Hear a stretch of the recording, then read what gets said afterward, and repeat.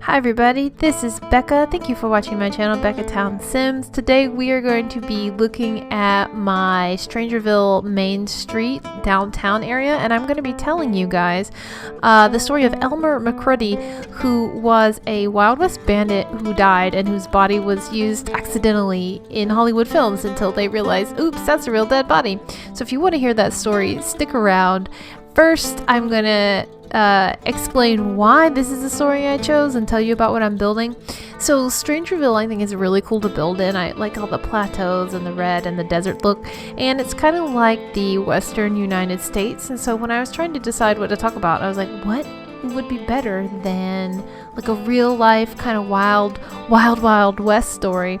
And I actually mentioned this one before in one of my other videos, but I didn't talk about it very long, so I thought it would be fun. Can you say fun when you're talking about like somebody's dead body? Fun to do this one in a little bit more depth. So that's what we're doing today. And one more note, part of my footage got messed up, so you're going to be seeing the exterior of my downtown build, not the interior. And at one part the resolution gets a little bit weird because I mess things up, so hope you'll forgive me and that you find this story entertaining enough to stick around. So we are going to start with some background on who this guy was before we talk about how in the world his dead body was used in film and TV, and they didn't know it was real. So his name was Elmer J. McCrudy. He was born in 1880 to an unmarried teen mom in Maine, which you will note is not the Wild Wild West. And that was a big no-no back then. And I mean, being unmarried when you gave birth, not being a teen mom, that happened all the time, actually. So they decided to pretend that he was a child of his aunt and uncle. He was adopted by them. But he found out when his uncle later died, they told him the truth. And apparently he didn't take it well. And they cite this for the reason that Elmer became a teenage alcoholic. Don't know how old he was at the time, but his uncle died when he was about 10. So we're talking like young teenage alcoholic here. So that's not good. They didn't send your teens to therapy back then. So he turned to the bottle, as they say. And as an adult, he did okay besides the alcoholism. He went to go live with his grandpa. He became an apprentice plumber. Everything was basically fine until the late 1890s, 1898. So there was an economic crisis affecting the United States, and I actually think it was pretty global, but I don't know that much about it. So basically everybody was investing in the railroads back then, but there was a financial failure in the railroad industry. People were making a run on gold from the US Treasury. People were panicking and they were pulling their money from the banks, and when you do that, it makes everything worse, like how people were panic buying toilet paper and gas, and then it creates an even worse shortage. So there was a run on the banks. People were losing their jobs. There were over 500 banks like collapsed, and I think 15,000 bankrupted businesses, very high unemployment. And so Elmer lost his job as a plumber then. And then, you know, like insult on top of injury, his granddad died and his mom died shortly thereafter. And so kind of aimlessly he began roaming around the country looking for work. So he did some lead mining, he did some plumbing, but he wasn't able to keep a steady job because you'll remember he's been an alcoholic since he was like 14 years old. So he kept being fired, and he even got arrested for public drunkenness. And like back in the day, you had to be trying, like it was, I feel like everybody was a wreck back then because like life sucked. So he was doing a particularly bad job. So in 1907, he joined the army, and he was a machine gun operator. And he was also trained to work with nitroglycerin that they used for demolitions.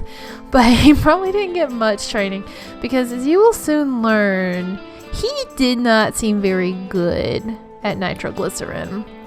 So probably it was when in the army he made some friends, and he and his friends decided, hey, do you know what really pays? Crime, baby. We're gonna become bank robbers.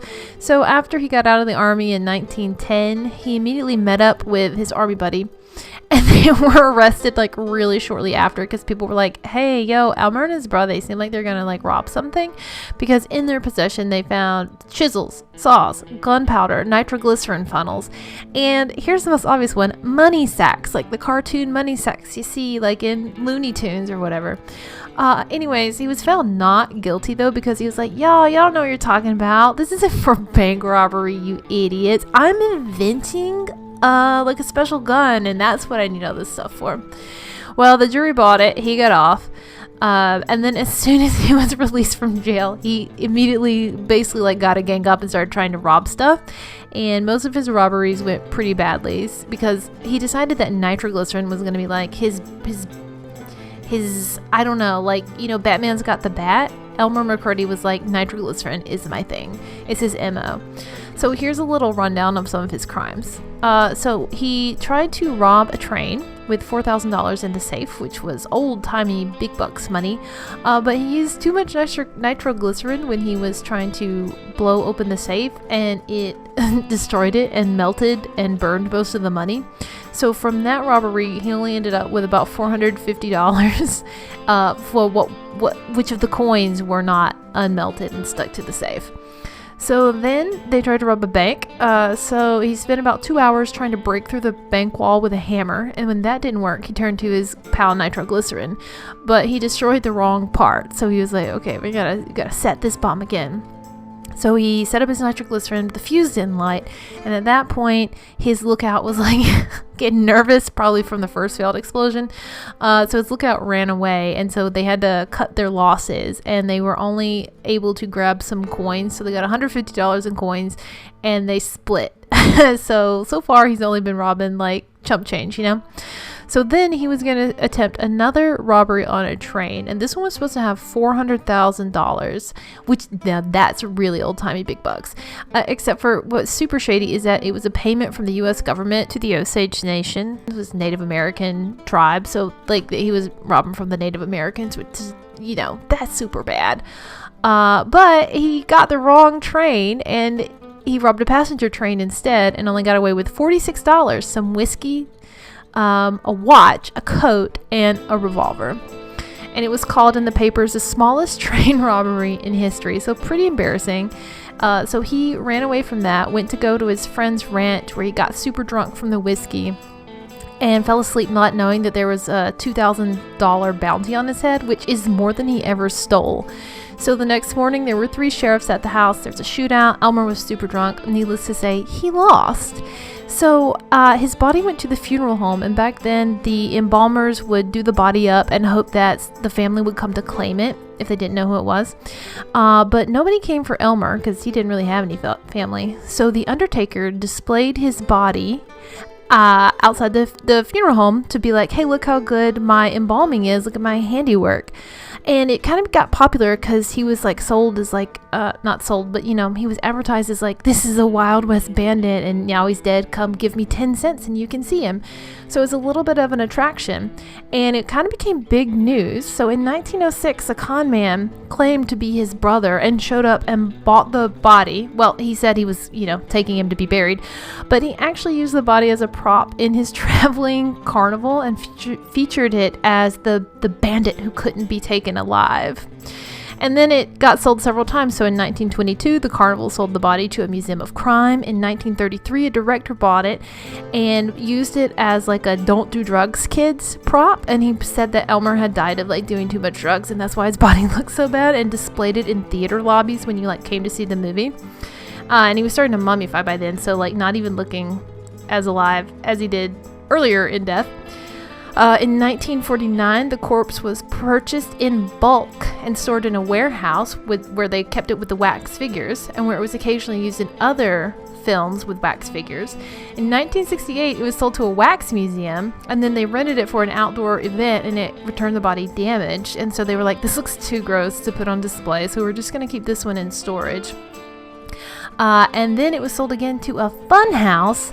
Again, they did not know that this was a real dead body at this point, and so it was displayed in the fun house. And that is where it was in 1976 when they finally discovered that it was a real life dead guy. again. So in 1976, there was a TV show called The $6 Million Man, and they had rented out some wax dummies for one of their episodes. And Elmer's body was like hanging from a noose or something, and his arm fell off. And they were like, oh no, we hurt the dummy. Well, they look at it and they realize that there were bones and muscles inside of the arm, and you could see them. So they had to call the police. Production was obviously shut down for a while. And then they performed an autopsy on the body, which again, when did he die? He died in like 1910, so he'd been dead for a while. And they had enough identifying features to realize who it was, Elmer McCrudy. And finally, in 1977, he was taken to be buried for real this time, in a cemetery beside another outlaw, and they poured concrete on top of it to prevent anybody from breaking in and stealing it, because at this point he had made the news because it was like a major TV show in the 70s. So they poured concrete so nobody would break in there and steal the body. And that is, as far as we know, where he's buried today. That is the story of the second life of Elmer McCrudy. I think it's pretty interesting, pretty gruesome. I hope you guys enjoyed hearing about it, and hopefully you've enjoyed seeing some of this footage, which is almost over now. So if you like this, it's on the gallery. It's called Strangerville Main Street. You can find me on the gallery as BeccaTownSims, and I would appreciate it if you also followed me on Instagram and here. All of my handles are BeccaTownSims, and I'm also on Twitch, but I haven't streamed in a while because I moved and I don't have my office set up. It's like a whole thing. So that's all my socials. Leave a comment, tell me if you like this story, and if there's anything you would like to hear about in the future. So thank you for watching, and hope to see you again soon.